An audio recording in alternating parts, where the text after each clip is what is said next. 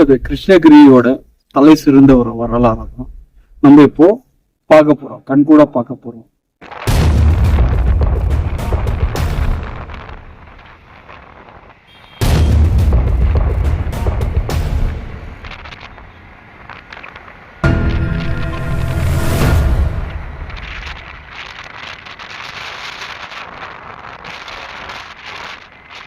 கிருஷ்ணகிரி முற்காலத்தில் எயில் நாடு எனவும், ஓசூர் முரசு நாடு எனவும், ஊத்தங்கரை கோவூர் நாடு எனவும் அழைக்கப்பட்டதாக தெரிகிறது.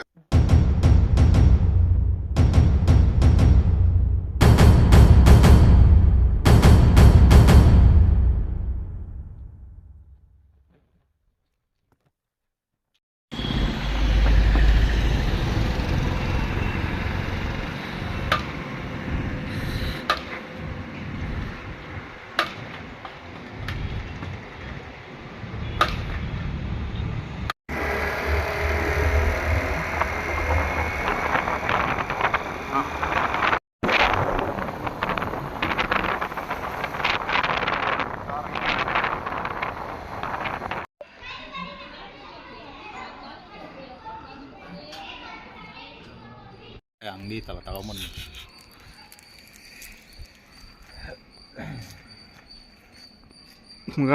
இந்தியாவின் தமிழ்நாட்டின் கிருஷ்ணகிரி மாவட்டத்தில் அமைந்துள்ள கிருஷ்ணகிரி கோட்டை பல்வேறு வம்சங்கள் மற்றும் காலனித்துவ சக்திகளின் வீழ்ச்சி மற்றும் ஓட்டத்தை கண்ட ஒரு வலிமை மிக்க வரலாற்று கோட்டையாகும். தற்போது இந்திய தொல்லியல் துறையின் கீழ் தேசிய நினைவு சின்னமாக பாதுகாக்கப்படும் இந்த கோட்டை பல நூற்றாண்டுகளுக்கு முந்தைய வளமான வரலாற்றை கொண்டுள்ளது. நகரத்தின் பழைய பேட்டையில் இருந்து மலை உச்சிக்கு செல்ல படிக்கட்டுகள் உள்ளன.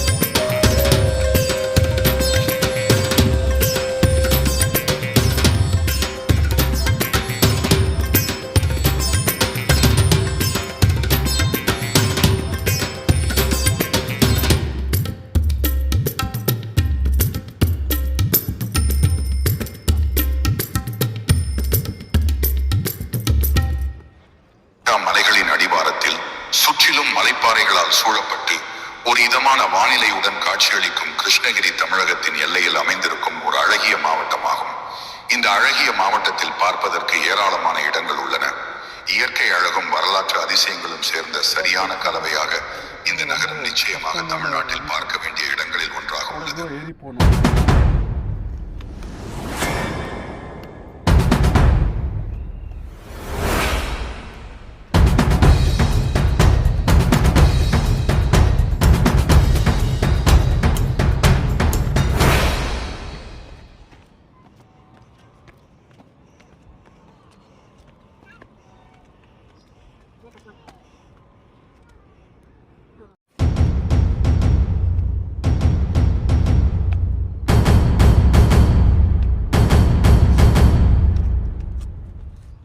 முற்காலத்தில் இந்த இடம் தமிழகத்தின் எல்லையாகவும் இருந்து வந்துள்ளது, இப்போதும் இருந்து கொண்டிருக்கின்றது. இப்பகுதியில் பாராமஹால் என அழைக்கப்பட்ட 12 கோட்டை தலங்கள் வரலாற்றில் மிக முக்கிய பங்கு வகித்துள்ளது. இதில் முதன்மையானது கிருஷ்ணகிரியில் அமைந்துள்ள கோட்டையாகும் சையத் பாஷா மலை. இந்த கோட்டை விஜயநகர பேரரசர்களால் கட்டப்பட்டதாகும். ஹொய்சாள மன்னன் வீர இராமநாதன் தற்போதைய கிருஷ்ணகிரி மாவட்டத்தின் குந்தாணி என்னும் இடத்தை தலைநகராக கொண்டு 12 கோட்டைகளில் ஒன்றை அங்கு கட்டி ஆட்சி செய்ததாக தெரிகிறது.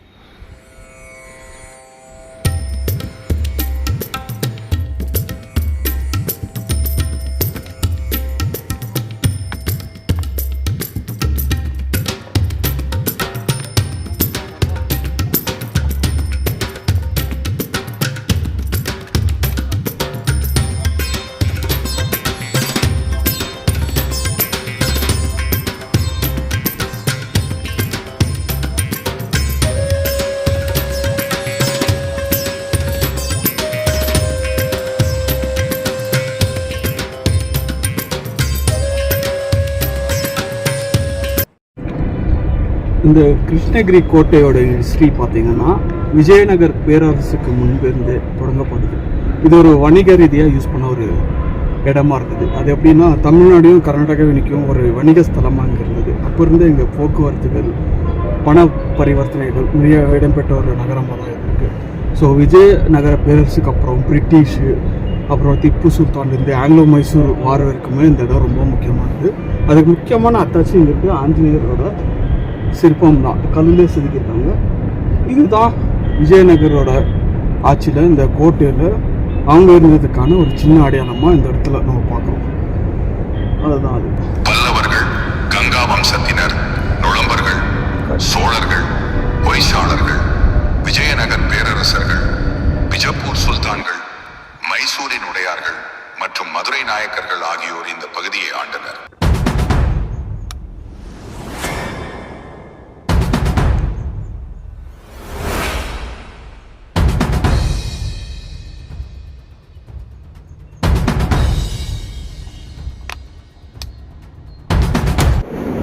காய்ஸ் ரொம்பவே ஒரு டஃப்பான ஜர்னி. இன்னும் அந்த கோட்டையோட எண்டிங் தான் போகிறோம். அந்த கோட்டை பார்த்தீங்கன்னா திப்பு சுல்தான் காலத்தில் கட்டப்பட்டதாக சொல்லியிருக்கு. ஆங்கிலோ மைசூர் வாரப்போ ஒரு முக்கியமான ஒரு இடம் தான். ஸோ அங்கே ஏறிட்டோம்னா அங்கேருந்து நம்ம இன்னும் ஃபர்தராக இந்த நடந்த வரலாறு அப்படியே தெரிஞ்சுக்கணும். அங்கே போகலாம். கோட்டை மற்றும் அதன் சுற்றுப்புறங்கள் பொதுவாக 12 கோட்டைகள் என்று மொழிபெயர்க்கப்பட்டுள்ளது. கிருஷ்ணகிரி கோட்டை உட்பட இப்பகுதியில் 12 மலை உச்சி கோட்டைகள் இருப்பதை இந்த பெயரிடல் பிரதிபலிக்கிறது. இந்த கம்பீரமான கோட்டை விஜயநகர பேரரசின் கீழ் கட்டப்பட்டது. விஜயநகர பேரரசின் முக்கிய தலைவரான முதலாம் ஜெகதேவராயர் தனது முன்மாதிரியான வீரத்திற்கு பெயர் போனவர். இவர் பீஜப்பூர் இராணுவத்தின் படைகளை எதிர்கொண்டு தோற்கடிப்பதில் முக்கிய பங்கு வகித்தார். முதலாம் ஜெகதேவராயர் காட்டிய அசாதாரண வீரம் சந்திரகிரியில் இருந்த விஜயநகர பேரரசின் பிரதிநிதி 2ஆம் ரங்கராயர் கவனத்தை ஈர்த்தது.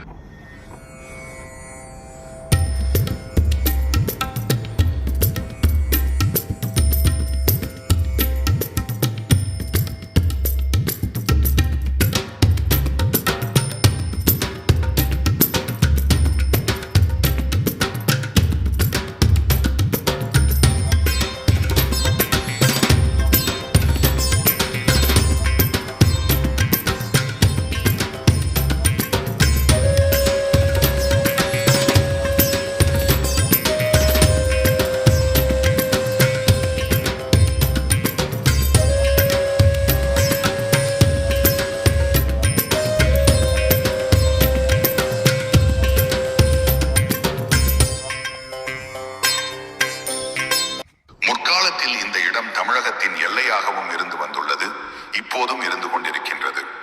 இப்பகுதியில் பாராமஹால் என அழைக்கப்பட்ட 12 கோட்டை தலங்கள் வரலாற்றில் மிக முக்கிய பங்கு வகித்துள்ளது.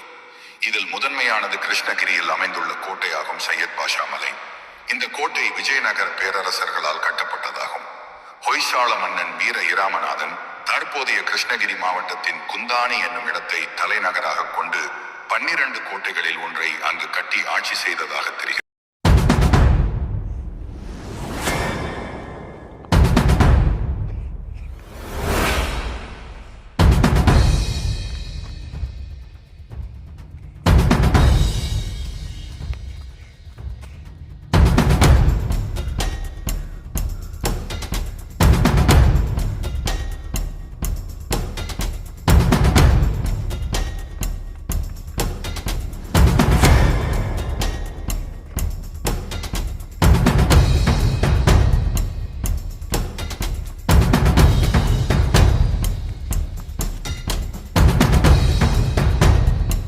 Just fine.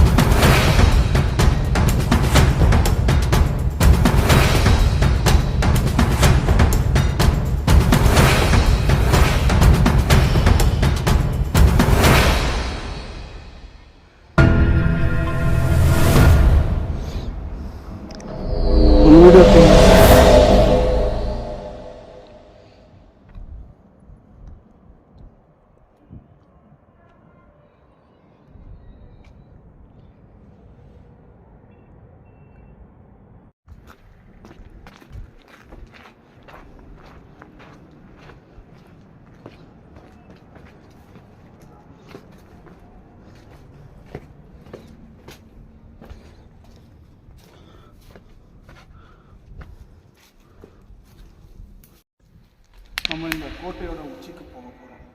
வாங்க பார்க்கலாம் வியூ எப்படி இருக்க போகுது.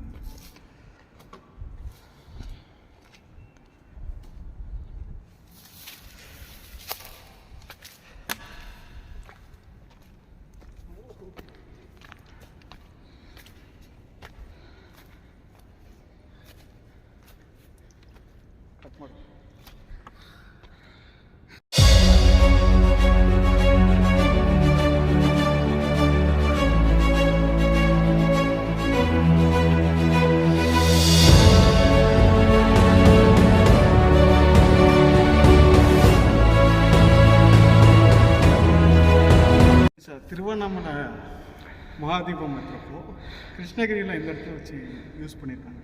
வாங்க கிட்டேருந்து பார்க்கணும். அங்கே தான் இருக்கு அண்ணாமலையோட தீபம். ஸோ இதுதான் கொப்பரையெல்லாம் வச்சு இந்த இடத்துலேருந்து தீபம் ஏற்றிருக்காங்க. இங்கேருந்து பொதுமக்களெல்லாம் பார்த்துருக்காங்க.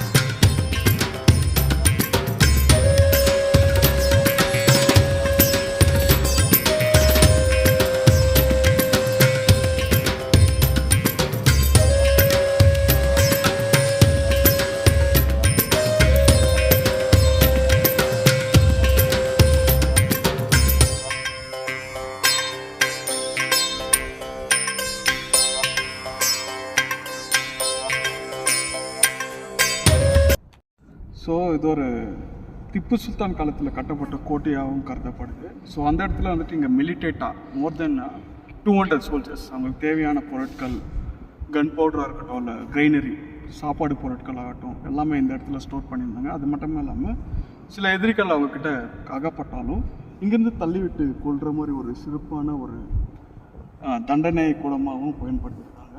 ஸோ இங்கேருந்து பார்த்தீங்கன்னா ஆல்மோஸ்ட் 360 டிகிரி வியூஸ் கிடைக்கும். எதிரிகள் எங்கேருந்து வந்தாலும் அவங்க ஈஸியாக ஐடென்டிஃபை பண்ணி இங்கேருந்து கன் பவுடர் யூஸ் பண்ணி எதிரிகளை பிளாஸ்ட் பண்ணிடுவாங்க. அதனால தான் ஆங்கிலோ மைசூர் வாரில் பிரிட்டிஷ்க்கு வந்துட்டு ரொம்பவே பின்னடைவாக ஏற்பட்டதுக்கான ஒரு காரணம் இந்தியாவோட கோட்டை தான். ஸோ அவங்களாலுமே எவ்வளோ ட்ரை பண்ணியும் இந்த கோட்டையை கட்டுப்படுத்த முடியலன்றது தான் இந்த கோட்டையோட மெயின் ஹிஸ்ட்ரி. முதலாம் மைசூர் போரின் போது ஆங்கிலேய படைகள் கிருட்டிணகிரி வழியாக காவேரி பட்டினத்திற்கு சென்று அங்கு ஐதர் அலியின் படைகளுடன் போரிட்டதாக தெரிகிறது. இதில் ஆங்கிலேயர்கள் படுதோல்வி அடைந்தனர். இரண்டாம் மைசூர் போரின் போது ஐதர் அலியின் கட்டுப்பாட்டிற்குள் சேலம் மற்றும் கர்நாடக பகுதிகள் வந்தன.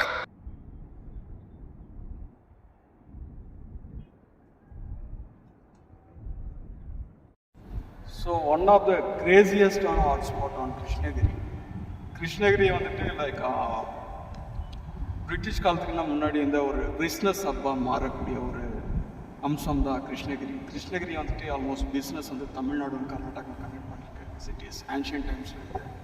கிருஷ்ணகிரி மாவட்டம் வரலாற்று முக்கியத்துவம் உள்ளது. இந்த மாவட்டத்தில் சிந்து ஓவிய நாகரிகம் மற்றும் பல பாறை ஓவியங்கள் மற்றும் பாறை சித்திரங்கள் இந்த மாவட்டத்தின் வரலாற்று முக்கியத்துவத்தை பறைசாற்றுகின்றன. சோழர் காலத்தின் போது கிருஷ்ணகிரி பகுதி நிகரிலி சோழ மண்டலம் என்றும் விதுகதழகி நல்லூர் என்றும் அழைக்கப்பட்டது. வரலாற்று ஆதாரங்களின்படி நுளம்பர் ஆட்சியின் கீழ் இது நுளம்பாடி என பிரபலமாக இருந்தது.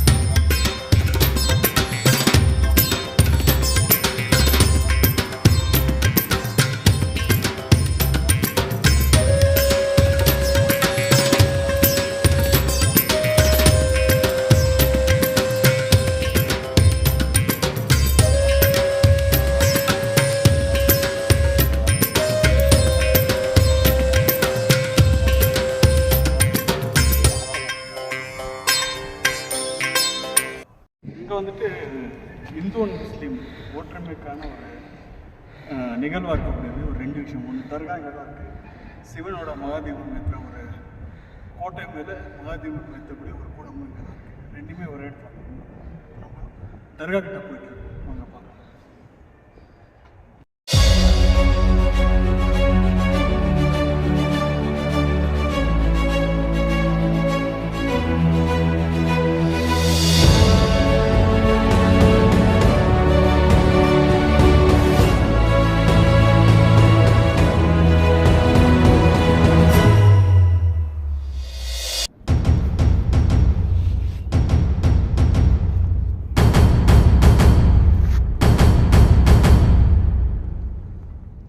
முற்காலத்தில் இந்த இடம் தமிழகத்தின் எல்லையாகவும் இருந்து வந்துள்ளது, இப்போதும் இருந்து கொண்டிருக்கின்றது.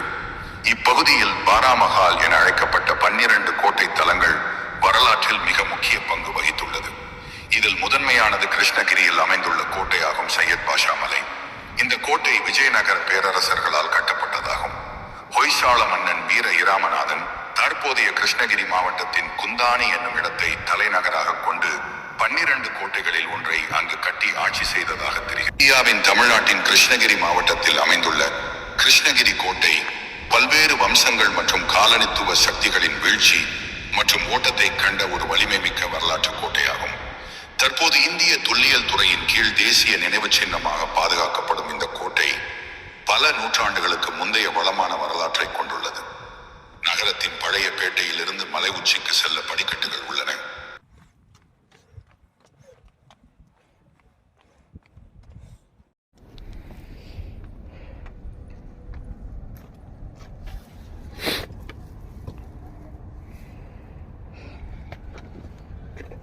இந்த இடம் தான் ஒரு 200 மிலிட்டேட்ஸ் 200 சோல்ஜர்ஸ்க்கு தேவையான தண்ணீர் சேமிக்க வைக்கப்பட்ட அந்த இடம் தான். அது ஒரு ஆறு மாதிரி யூஸ் பண்ணிகிட்டு இருந்திருப்பாங்க. குளிக்கவோ இல்லை ஆயுதங்கள் ஏதாவது செய்கிறதுக்காகவோ யூஸ் பண்ணியிருக்க தண்ணி அங்கே. கிரைனரிஸு கன் பவுடர்ஸ் எல்லாம் இங்கே தான் இந்த இடத்துல வச்சு தான் அவங்க மெயின்டைன் பண்ணியிருக்காங்க.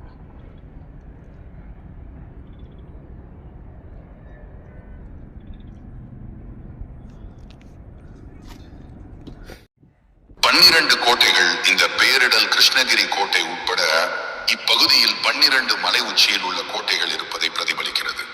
இந்த கம்பீரமான கோட்டை விஜயநகர பேரரசின் கீழ் கட்டப்பட்டது.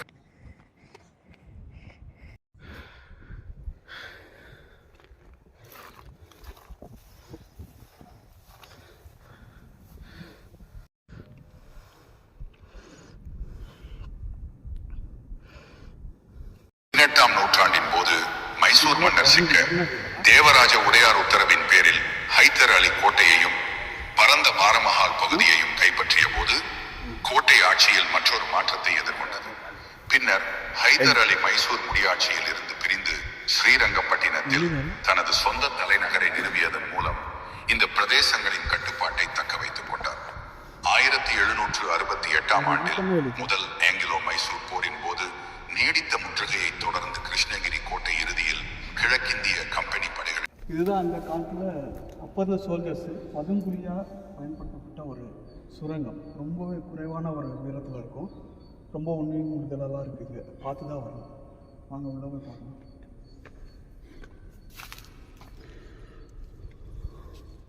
பிரிட்டிஷ்காரர்கள் கிருஷ்ணகிரி கோட்டையை ஒரு ஆயுத கிடங்காக பராமரித்து அந்த பகுதியை பாதுகாக்க ஒரு முக்கிய பாதுகாப்பு அமைப்பாக பயன்படுத்தினர். இருப்பினும் கிபி 1957 நடந்த சிப்பாய் கலகம் மற்றும் அதன் பின்னர் இந்தியாவின் கட்டுப்பாடு கிழக்கிந்திய கம்பெனியிடமிருந்து பிரிட்டிஷ் சாம்ராஜ்யத்திற்கு மாற்றப்பட்டதை தொடர்ந்து கோட்டை படிப்படியாக அதன் இராணுவ முக்கியத்துவத்தை இழந்தது. 1900களில் பிரிட்டிஷ் ஆட்சி இப்பகுதியில் உறுதியாக நிறுவப்பட்டதாலும் உடனடி அச்சுறுத்தல்கள் இல்லாததாலும் இந்த பதுகு குழி மாதிரி இருக்கும் சுரங்கம். இங்கே வந்துட்டு எதிரியோட சோல்ஜர்ஸை கன்ஃபியூஸ் பண்ணுறதுக்காக ஒரு இடத்துலேருந்து இன்னொரு இடத்துல ஆயுதங்கள் மாற்றிட்டு செப்பரேட்டாக மைக்ரேட் ஆகிறதுக்கு ஒரு சூப்பரான ஒரு டெக்னாலஜி தான் இது. எங்கே நுழைஞ்சா எங்கே வந்துட்டு எனக்கு கன்ஃபியூஸ் ஆகும். அந்த மாதிரி ஒரு குகையாக தான் இதை நான் பார்க்குறேன். இன்னும் போயிட்டே இருக்கோம். அவங்க அதையும் பார்க்குறேன். கிருஷ்ணகிரி மாவட்டம் வரலாற்று முக்கியத்துவம் உள்ளது. இந்த மாவட்டத்தில் சிந்து ஓவிய நாகரிகம் மற்றும் பல பாறை ஓவியங்கள் மற்றும் பாறை சித்திரங்கள் இந்த மாவட்டத்தின் வரலாற்று முக்கியத்துவத்தை பறைசாற்றுகின்றன. சோழர் காலத்தின் இதெல்லாம் போது பாறை கிருஷ்ணகிரி அப்படியே பகுதி பாத்தீங்கன்னா நிகரிலி பாறைகள். சோழ மண்டலம் என்றும் விதுகதழகி நல்லூர் என்றும் அழைக்கப்பட்டது. வரலாற்று ஆதாரங்களின்படி நுளம்பர் ஆட்சியின் கீழ் இது நுளம்பாடி என பிரபலமாக இருந்தது.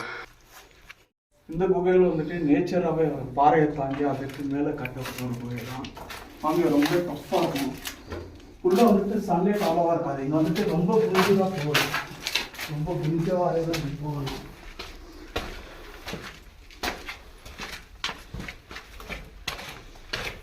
இது வந்து ஒரு பிளாக்கிங் இருக்கு. தனித்துவமான பங்களிப்புகளை அங்கீகரிக்கும் விதமாக இரண்டாம் ரங்கராயர் அவருக்கு பாரமஹால் பிரதேசத்தின் ஆட்சியை வழங்கினார்.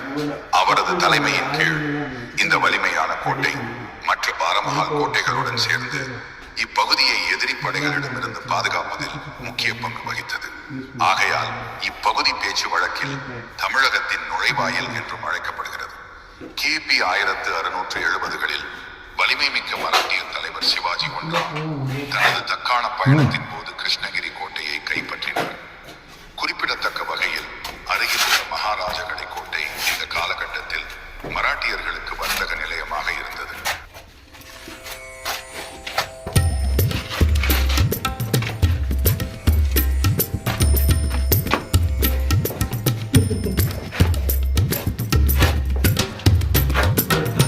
ஒரு தாக்குதான் ஒரு 5 டைரக்ஷன் வந்துட்டு என்ன ஒரு வீரர்கள் எமர்ஜென்சி ஆயுதங்கள் ரெடி பண்ணுறதுக்கு ஒரு சேம்பர்.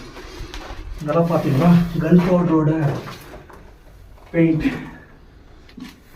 அந்த மாதிரி கிரே கலர்லாம் பெயிண்ட் பண்ணிருக்காங்க. மோஸ்ட்லி இது ஆயுத கடைகள்லாம் அவங்க யூஸ் பண்ணிட்டு இருக்காங்க. இப்போ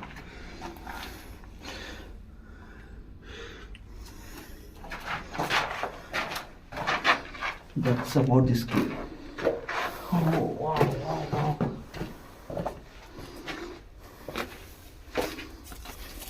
ஒரு 5 நிமிஷம் மூச்சு பிடிக்க ரொம்ப கஷ்டம். ஒரே ஒரு 10 நிமிஷம் உள்ள இருக்க முடியல. ஸோ அப்போ வந்துட்டு 100கணக்கான சோல்ஜர்ஸ் எப்படி தான் அங்கே உள்ள அட் அ டைம் அசம்பிள் ஆகி வெப்பன்ஸை டிஸ்ட்ரிபியூட் பண்ணி அட் அ டைம் கேட்கவே ரொம்பவே ஒரு சினிமேட்டிக்கான ஒரு த்ரில்லிங் எஃபெக்ட் பார்க்கலாம். Such an amazing cave.